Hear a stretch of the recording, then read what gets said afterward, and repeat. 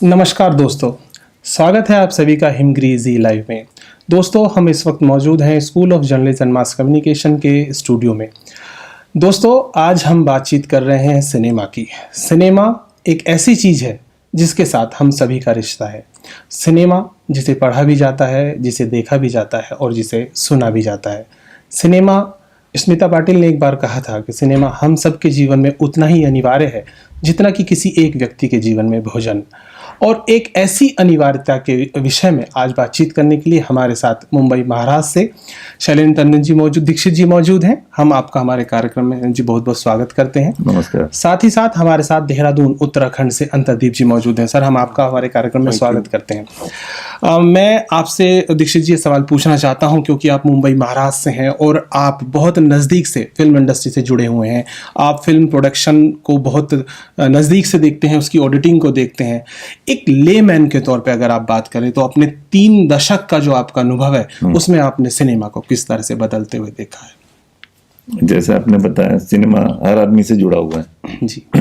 तो हर आदमी जो फिल्म देखने जाता है वो अपने आप को कहीं ना कहीं फिल्म में आइडेंटिफाई करता है जी। और इसीलिए उसको वो फिल्म उसको सीधा अटैक करती है, कि उसके दिल पे सीधा अटैक करती है। मैं अंतरदीप जी आपसे बात जानना चाहता हूँ। देखिए, हम सबको शायद हमारे सबके जीवन में एक ऐसा वाक़या जरूर घटा होगा कि जब हमने ये पाया होगा कि हम जब कभी सिनेमा हॉल की तरफ बढ़ते थे तो हमारे परिवार के लोग ये कहते थे कि बेल्ट से खाल उधेड़ दी जाएगी, सिनेमा हॉल तक नहीं जाना है। लेकिन आज सिनेमा पर विमर्श हो रहा है, सिनेमा स्टडीज़ के कोर्स विश्वविद्यालयों में पढ़ाए जा रहे हैं। सिनेमा के साथ एक रिश्ता हम सबका था जो अब और करीबी हो गया है। तो बदलते दौर में सिनेमा को आपने किस तरह से बदलता हुआ देखा? सर, मैं अगर याद करूं तो मैं 1980 की पैदाइश हूं। तो एक वक्त ऐसा आया था 1980 से लेके 90 तक, तो मान के चलो 10 साल हम मूवीज ज़्यादा जाते ही नहीं थे। 90s टू 2000 में जो मूवी शुरू हुई थी वो हुई थी बड़ी एक्शन मूवीज होती थी और वो सबकी पूरी मतलब थीम एक ही होती थी। चाहे वो धर्मेंद्र जी की मूवी हो या मिथुन जी की मूवी हो, तो उसमें पुलिस वाला है और वो डकैत है और उसमें वो रेप हो गया और उसमें वो बदमाशी चल रही है, तो वही चलता रहा। ये कल्चर जहाँ तक मुझे याद है 96-97 में शायद हम आपके हैं कौन आई थी। उसके बाद से जो फैमिलीज मूवीज बननी शुरू हुई वो आज तक चलती जा रही है और वहां से मूवीज के अंदर मीनिंग्स निकलने शुरू हुए। जी। मतलब पहले तो ये होता था कि एक्शन है तो आपको लगता था यार ये तो वही पिक्चर है कि वो गोला बारूद हो गई, बम धमाका हो गई, वही एक कॉन्सेप्ट चलता आ रहा था। 90s 10 साल मूवी थिएटर्स में कोई हलचल नहीं रही। डीडी मतलब आप मान के चलो हम आपके हैं कौन, डीडीएलजे, ये जब मूवीज आनी शुरू हुई उसके बाद ये मैसेजेस लेकर के आनी शुरू हुई। और आज की डेट में, आज की अगर हम बात करें तो एक छोटी सी मूवी बनी थी कश्मीर फाइल्स, आज उसने जो इम्पैक्ट दिया है कंट्री में जी, वो बहुत बड़ा है। तो यूथ के दिमाग पे आज असर डाल रही है मूवीज। और अगर सिनेमा जगत के लोगों से ये है कि अगर वो मीनिंगफुल मूवीज बनाए, यूथ को एनकरेज करें, सही जगह गाइड करें, तो ये तो we can do wonders and go way ahead. बिल्कुल, एक आपने बहुत सही बात बताई है। सिनेमा को अगर हम माने तो real starter of mass communication अगर कोई है दोस्तों तो वो सिनेमा होता है। और अगर सिनेमा हमारे युवाओं को प्रेरित करने वाली फिल्में बनाता है तो निश्चित ही समाज में उसका एक सकारात्मक रूप दिखाई पड़ता है, रंग दिखाई पड़ता है और हम सब उसमें ढलते हुए नजर आते हैं। हमने सिनेमा का वो दौर भी देखा है जब चारों तरफ मसाला फिल्में थी, या जो प्रेम था वो राज किलों में, राजघरानों तक ही सीमित था। हमने पुरानी फिल्मों में देखा है। और एक दौर वो भी आया जब हम बॉबी फिल्म में देखते हैं कि प्रेम राजघरानों से निकलकर एक मछली बाजार के लोगों तक या सब्जी बाजार के लोगों तक, आम आदमी तक पहुंच बनाता है। तो आपने जो परिवर्तन था, इस परिवर्तन को आप किस तरीके से लेते हैं?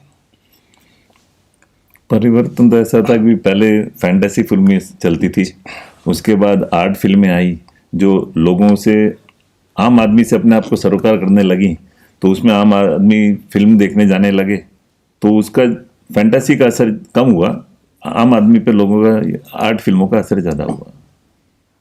अच्छा, अंतरदीप जी, आपने सिनेमा में एक चीज़ देखी होगी, हम लोग कहते हैं कि भाषा का आम आदमी के जीवन पे बहुत बड़ा प्रभाव पड़ता है। भाषा, जैसे एक फिल्म आई थी खंडाला, जो गुलाम फिल्म थी, जिसके अंदर एक गाना था कि आती का खंडाला। वहाँ नायक नायिका से सवाल पूछता है, आती का खंडाला, तो नायिका तुरंत उसे उत्तर नहीं देती है, वो उसके उत्तर में जिस तरह की बात कहती है वो प्रश्न पूछती है क्या करूंगी आके मैं खंडाला। और 70s 80s की शुरुआत में एक फिल्म आती है जिसके अंदर नायक नायिका जब आपस में बात करते हैं तो वो भाषा के स्तर पे ये कहते हैं, चलो दिलदार चलो चांद के पार चलो, तो तुरंत उसको प्रत्युत्तर में जो जवाब मिलता है वो यही होता है, हमें तैयार चलो। आपको ऐसा लगता है कि सिनेमा ने भारत के लोगों को प्रेम करना भी सिखाया है? सर भारतवासी तो स्टार्टिंग से ही सर प्रेमी थे जी। मतलब कभी हम लोगों ने एग्रेशन तो कहीं शो किया ही नहीं, हम तो प्यार मोहब्बत से चलने वाले लोग हैं। सही है। चाहे वो आप 17, 15, 16 जो भी सेंचुरी दे लो। और मैं तो ये मानूंगा सर कि अगर हम मैं on the record of the record नहीं कहता, ये मेरी अपनी थिंकिंग है कि ह्यूमैनिटेरियन की फर्स्ट लव मैरिज तो शिव जी ने ही करी थी सर। जी। मतलब तो लव मैरिज ही थी शिव जी और पार्वती जी की। जी। और वो भी प्रपोजल पार्वती जी की तरफ से गया था। तो हम तो प्यार पहले दिन से ही समझते हैं सर। प्यार तो भारत ने ही सिखाया दुनिया को, और दुनिया को सिखाया सर हमने। ये मैसेज तो आप कह ही नहीं सकते। और जितने पीस लविंग हम हैं, हमने कभी कहीं एग्रेशन शो नहीं करा किसी भी फ्रंट में, हमने कभी किसी को अटैक नहीं करा। हमने we have always been a peaceful loving nation. बिल्कुल। हम तो लोग सॉफ्ट स्टेट का हमारे को एक टैग मिला हुआ है और वो तो सर हमारी जनरेशन से चलता आ रहा है। और ऑफ कोर्स वो हमारी फिल्म में भी रिफ्लेक्ट करता है। उससे ये है कि हम लोग याद रखते हैं अपनी चीजों को, हमें प्यार से ही काम करना और प्यार से ही चलना। बिल्कुल, प्यार बांटते चलो, ये तो हमारी परंपरा का भी हिस्सा रहा है। दीक्षित जी, अब मैं आपने कार्यक्रम के अंतिम पड़ाव की ओर बढ़ते हुए आपसे आखिरी सवाल पूछता हूं कि जैसे आजकल एक बात बहुत ज़्यादा उठने लगी है कि जो फिल्में आ रही हैं, बहुत सारी ऐसी फिल्में आई हैं, चाहे वो उरी आई हो, जैसा अंतरदीप जी ने अभी कश्मीर फाइल्स की बात की, हम उन्हें कहीं ना कहीं सरकार का PR टूल के तौर पर देख रहे हैं। और कई बार सिनेमा जगत के लोग भी ऐसा करते हैं, जब वो फिल्म को अपना कहीं ना कहीं प्रमोशन दिलाना चाहते हैं तो वो बहुत सारी ऐसी एक्टिविटी करते हैं। क्या आपको लगता है कि जिस तरह से जो फिल्में हैं जो अक्सर इस तरह से सुर्खियों में आते हैं, उनमें कोई ऐसा तत्व शामिल होता है जिससे वो समाज में कोई परिवर्तनकारी भूमिका निभा सके? रियल स्टोरीज जो होती हैं उसको लोग देखना पसंद करते हैं, क्योंकि फिल्में हमेशा क्या बोलते हैं, एक कॉन्सेप्ट जो है सर वो कहीं ना कहीं से तो आदमी इमेजिनरी, हर चीज इमेजिनरी नहीं होती। कहीं ना कहीं वो इवेंट होता है जिसको वो एक्चुअली रेप्लिकेट करके दिखाना चाहता है दुनिया को। और बहुत सारी मूवीज होती है जो मैसेज अच्छा भी लेके आती हैं और कई मूवीज होती है जो नेगेटिव मैसेज भी लेकर के जाती हैं। वो तो दर्शक को देखना है कि सर वो उसमें से क्या एब्जॉर्ब करना चाहता है। बिल्कुल सही बात बताई है अभी आपने सर की अंतरदीप जी जैसा कह रहे हैं। देखिए, हम एक उदाहरण लेते हैं, शोले एक फिल्म आई थी, जितने भी समाज के अंदर लोग हैं उन्होंने उसके जो मैसेजेस थे अपने अपने अलग अलग तरीके से स्वीकार किए। किसी को अच्छा लगता है कि इन कुत्तों के सामने मत नाचना बसंती, या कोई इस बात को पसंद करता है धन्नो आज तेरी जो इज्जत का सवाल है, बसंती की इज्जत का सवाल है, या तेरा क्या होगा रे कालिया। हम बहुत सारे मैसेज, डायरेक्टर कोई एक मैसेज देता है लेकिन हम अपनी अपनी तरीके से उसको रखते कैसे हैं, एब्जॉर्ब और कैसे इंटरप्रेट करते हैं। मसाला फिल्में आती हैं, तो ऐसी जैसे शोले है, मसाला फिल्म है जी। तो लोग, हर आदमी, एक फैमिली वाला भी उसको अपने एंगल से देखता है, एक दोस्त अपने एंगल से देखता है, एक उसको लवर अपने एंगल से देखता है। तो ये मसाला फिल्में आती हैं जो पूरा ये समाज को एक तरफ ले जाती हैं। जी। देखिए, सिनेमा समाज में एक परिवर्तनकारी भूमिका निभा रहा है। हमने वो दौर भी देखा है जब सिनेमा में फैंटेसी ही सिर्फ नजर आती थी। हमने वो दौर भी देखा है जब सिनेमा एक अलग दूसरी दुनिया की बात करता था, समाज को सपने दिखाना काम करता था।